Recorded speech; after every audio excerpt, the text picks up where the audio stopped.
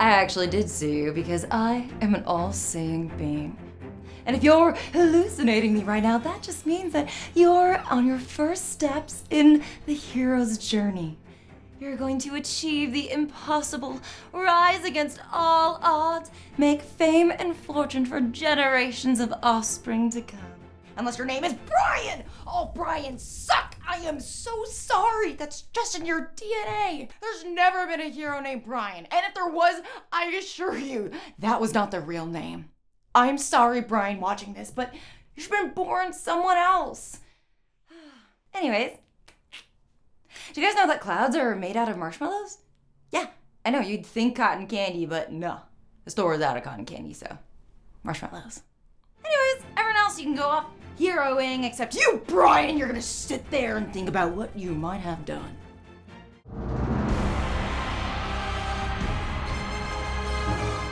Most of us know what the hero's journey, or the monomyth, is, even if you think you don't.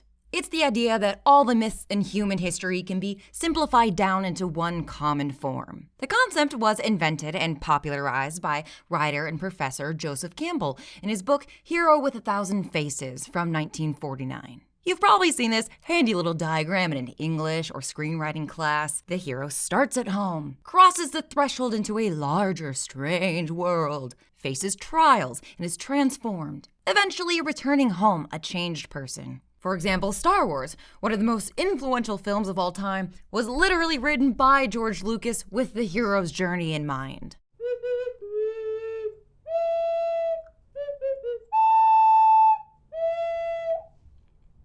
I didn't have a harp. It's become the gold standard for how to tell the story of a hero. Campbell read thousands of myths from all over the world, all different time periods, and argued that all of them, that's right, all of them, can be boiled down into this series of steps. Well, that seems a little reductive, you might think. And to that I would say, who are you talking to? Me explaining Joseph Campbell's theory or Joseph Campbell's theory? Because the answer to your question is yes. In his book on the monomyth, Campbell describes the hero as the man or woman who has been able to battle past his personal and local historical limitations to the generally valid, normally human forms. His visions, ideas, and inspirations come pristine from the primary springs of human life and thought. Hence, they are eloquent, not of the present disintegrating society and psyche, but of the unquenched source through which society is born. He is an eternal man perfected, unspecific, universal man. He has been reborn. Campbell argues that we can take a specific person, whether it's an ancient myth or a modern hero, pull them out of their time and place, and voila, they are all the same. And on the one hand, you can see this as a way in which we're all united in our humanity, that no matter the culture or time, there are certain truths that we uphold. But the universal truths that Campbell suggests just happen to be dripping in his own biases, fantasies, upbringing, culture, and the now extremely outdated white hetero male Christian worldview of someone raised in early 20th century America. In other words, woof. In his writing about the history of humanity reciting stories, Campbell uses words like normal and generally valid, as if those are completely agreed upon values throughout all of time. They're not. He acts as though he's above the influence of time and place, that his opinions are objectively universal and essential. They're not. He claims that a hero is perfected, unspecific, universal, as if heroes have been made on an assembly line for thousands of years, instead of each saying something specific about the time and place they originated from. A third parenthetical. Campbell often assures us that every myth has one objective reading and point of view. But even with a passing knowledge of Western mythology, you know that that is absolutely not true. Odysseus, one of the most famous mythic heroes, was a clever hero to the Greeks. But to the Romans, he was a deceitful villain, even calling him Cruel Odysseus. The Greek playwright Sophocles portrayed Odysseus in completely different ways, even within his own plays. A commonsensical realist in Ajax, but a scheming sophist in Philoctetes. So, which one is the objective truth of the myth of Odysseus? Ironically, one of the actual consistent themes of the Odyssey is that there is no objective retelling of events. It is the storyteller who is motivated to tell the tale in a specific way, for a specific reason, to a specific audience, with a specific goal in mind. And although Joseph Campbell likes to see himself as the ultimate objective voice speaking for all of humanity, at the end of the day, he too is simply a storyteller, motivated to tell his tale in a specific way, for a specific reason, with a specific goal in mind, with all of his biases and motives intact. The way that he strips myths of culture and intent mirrors the way that he wishes to strip himself of culture and intent. A perfect man, unbeholden to the timeline of history. A hero, he might say, about himself. But here's the objective truth. Campbell is very much beholden to his time and place, as are the stories that we tell. And the journey of understanding someone else's perspective is much more worthwhile. One that has the real danger of challenging our own point of view and assumptions about the world, but has the potential to shape us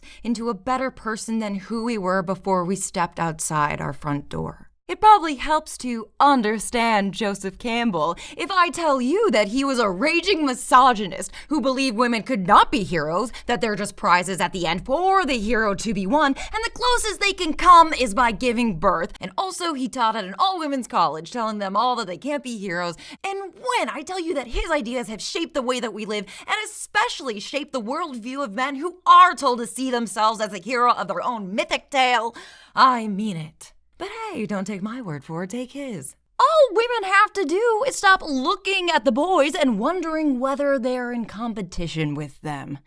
Just realize what effect you're having on the boys. It came to me at Sarah Lawrence, at the time an all-female college. I was teaching these courses on mythology, and at the end of my last year, this woman comes in, sits down and says, "Well, Mr. Campbell, you've been talking about the hero.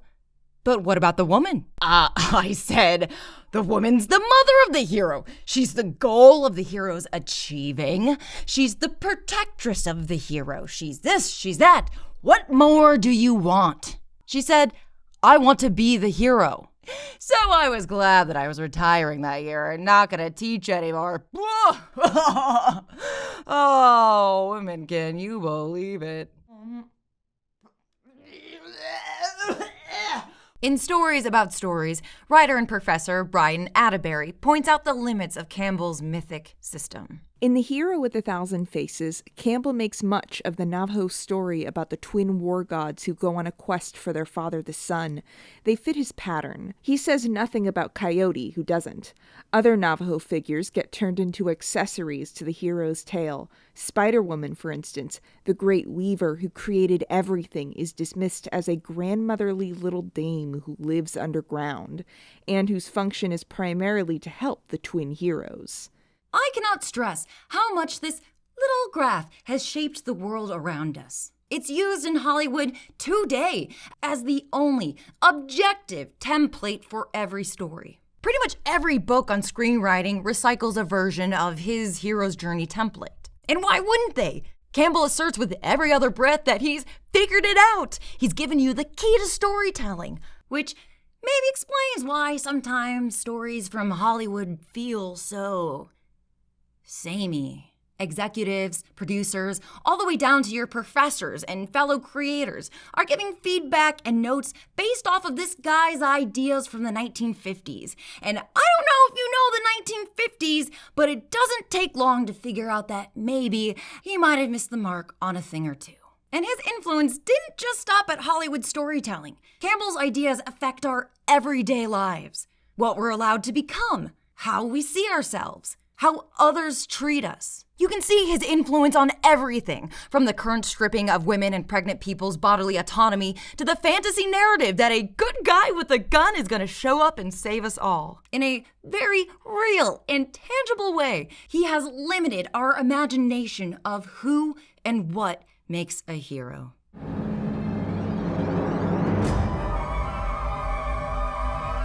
To know the man's work, we should first take a look at the man, Joseph Campbell himself. What did he believe? Why did he believe it? This is an easier question to ask than to answer, because Campbell himself was extremely inconsistent in his own views. Campbell grew up idolizing Douglas Fairbanks, the silent movie star from films like Robin Hood and Zorro. This is probably why Campbell considers himself a maverick. I see myself as a maverick. If there was a machine, Campbell would totally rage against it. He's against rigid structural systems, just like the hero outsiders of his childhood soaps. How in heaven's name are you going to find your own track if you are always doing what society tells you to do? I also spent a year teaching in a boys' prep school. Those who followed their zeal, their bliss, they have led decent, wonderful lives. Those who did what dad said they should do because it's safe, found out it's not safe. It's disaster. But this quote is in the middle of a 300-page book about his extremely rigid hero cycle structure,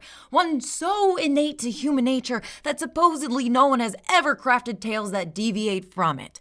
We have! He often repeats societal norms from his time as immutable truths, things that are now completely outdated. Everything from gender roles to gender expression, to compulsory heterosexuality, even Protestant work ethic are all set in stone. He insists that he and the heroes that he recognizes should rebel against these systems, while also reassuring himself and the heroes that he recognizes that the world is actually perfect and doesn't need to change. Here's Campbell saying as much from The Power of Myth, the PBS series that did a lot to secure his place in pop culture infamy. When people say to me, do you have optimism about the world, how terrible it is? I said, yes, just say it's great. Just the way it is. That people like him should work within the systems. I don't think it would help you to change the system, but it would help you to live in the system as a human being. This is like saying that at the end of Star Wars, Luke should have joined the Empire, which, bold move, Cotton. His mantra, which you've probably heard not knowing that it came from him, I certainly didn't, is follow your bliss. If you do follow your bliss, you put yourself on a kind of track that has been there all the while waiting for you. And the life that you ought to be living is the one you're living somehow. If you're following your bliss, you're having that joy, that refreshment, that life all the time. Which does sound nice. It sounds like he's saying, know yourself intimately, follow your heart, lead with bravery, and good things will happen. Follow your bliss. Find where it is and don't be afraid to follow it. If the work that you're doing is the work that you chose to do because you are enjoying it, that's it. But if you think, oh, gee, I couldn't do that, that's your dragon that's locking you in. Looking at the current state of things, seeing all the unionizing and workers coming together, having to fight for basic human decency, it's clear his point of view comes from a place of extreme privilege. Oh, you didn't quit your job to live in your van? You must not be brave enough. Never mind that you have a kid and you probably need to keep your health insurance. His framework for bravery is exclusively for those who have the social mobility and hard power, cough, cough, cough, white men, to make selfish choices. He never examines further than this. He doesn't entertain the nuance that your follow your bliss could be someone else's, my mom couldn't stock the refrigerator this month. Campbell is arguing that if you're stuck in a dead-end job that you hate, well, that's entirely your fault. You're just not being heroic enough. You're failing on an existential level to live your life the right way. It's an individual problem rather than a structural problem. And the only way to escape is to follow his series of steps, which is pretty convenient for him because he doesn't believe that we need to fundamentally change anything anyways. Don't get me wrong, Campbell has faced hardships. Like when he was unemployed for 5 years during the Great Depression, and wait, am I reading this correctly?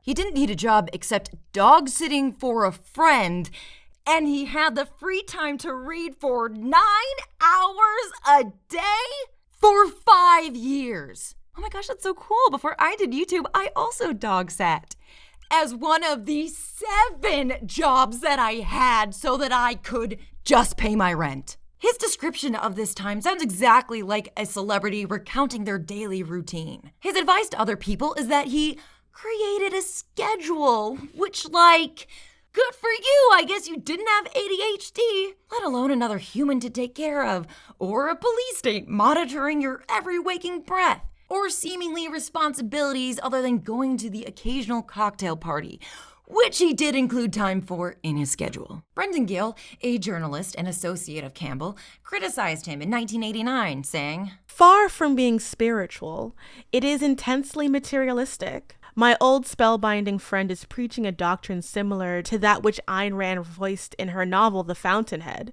Gill went on to compare Campbell's do whatever makes you happy idea to the selfishness and greed of Reagan, Thatcher, and Wall Street yuppies. The most conspicuous members of our society. Greed, for lack of a better word, is good. Already, we're not starting off on a great journey together.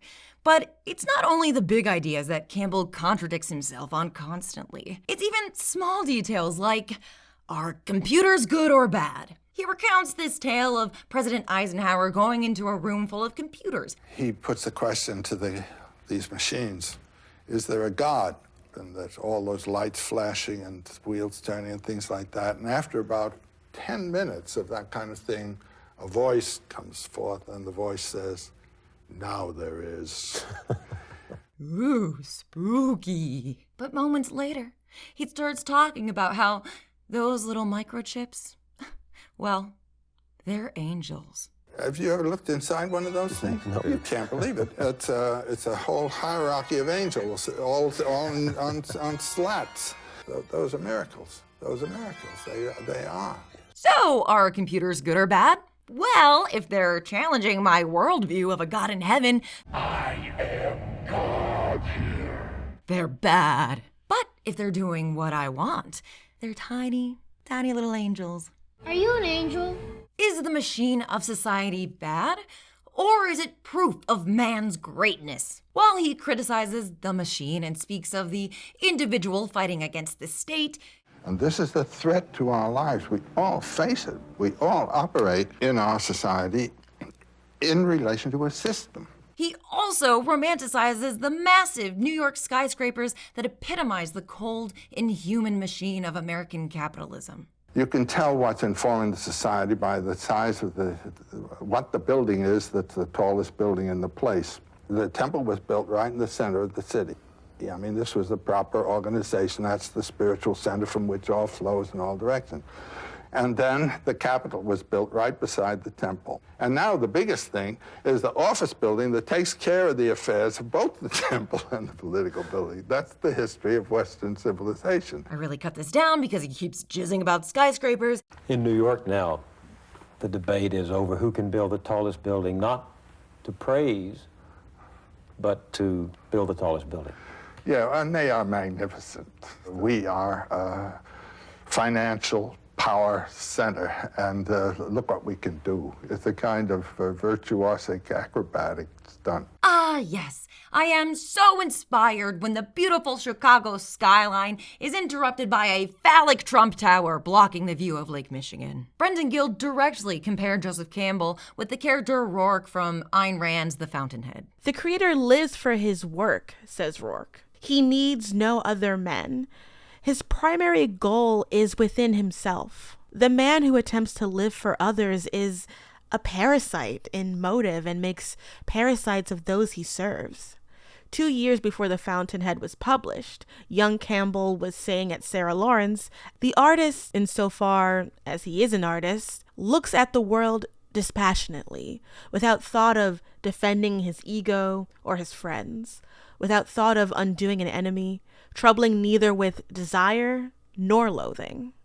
Ah, yes, Ayn Rand, the ultimate pick-me girl, the final boss of girl bosses. Before you can do things for people, you must be the kind of man who can get things done. But to get things done, you must love the doing, not the people.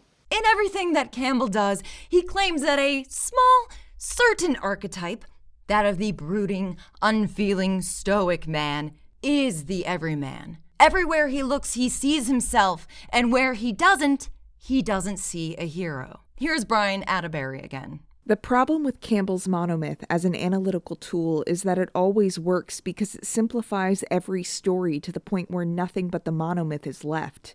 It ignores the many mythic stories that do not have questing heroes, and it leaves out the culturally defined values and symbols that make each tradition unique. Well, let's see. We covered machines, skyscrapers, computers. What was that other thing that he was obsessed with? Oh, that's right. Everyone's being too hard on the Nazis. Yeah, you heard that right.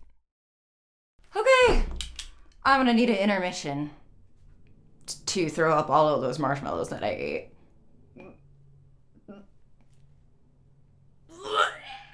One thing that I love about making videos online is exploring different types of narratives, different voices, and different styles. And the best place that I found to do that is my streaming platform, Nebula, made by creators for creators. When I talk about sensitive or controversial topics, I always have to worry about getting demonetized, which means my videos get hidden from search results. But on Nebula, you can easily find all of my videos, ad-free, plus tons more insight from wonderful creators like Princess Weeks, Mia Mulder, Jordan Herod, and FT Signifier. Right now, there's even a feature-length documentary by Like Stories of Old called Hero Simulators, a critical analysis, which looks at the problematic ways that first-person shooters put you in the role of the hero. In this virtual reality, I am the most important person. I am the one who moves everything forward. Nebula is also partnered with CuriosityStream, the documentary streaming service with thousands of titles on everything from deep space to prehistoric creatures to feel-good films. Sign up with my link below to get the CuriosityStream Nebula bundle and save 26% off of their annual plan, which ends up being less than $15 a year. Can you tell my mom taught me to recognize a good deal? Subscribing to CuriosityStream and Nebula is a great way to support my channel, as well as all these other fantastic creators. Click the link below or just go to the URL on screen. And hey, start watching today. Thank you so much for watching. If you've made it this far, you have reached the intermission of your own hero's journey. If you liked the video, be sure you like the video. If you want to subscribe, be sure to hit the subscribe button. And if you want to get notified when part 2 comes out, hit that bell thing. And everyone should thank my lovely patrons who help make these videos possible. And hey, you can join us. Just head over to patreon.com/Maggie Mae Fish. Part 2 will be out next month.